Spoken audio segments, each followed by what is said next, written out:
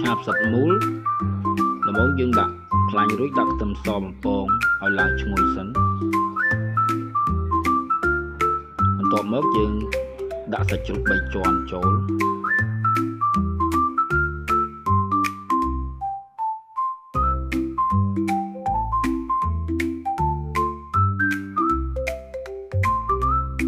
បន្ទាប់ដាក់សាច់ជ្រូក3ជាន់រៀង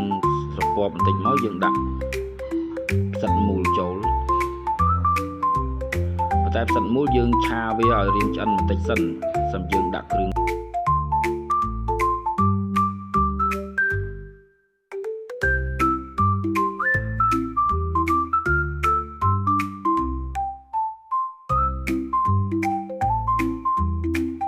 របស់វាមាន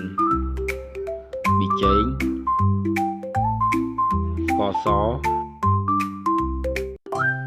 ទឹកត្រីនិងប្រេងខ្យង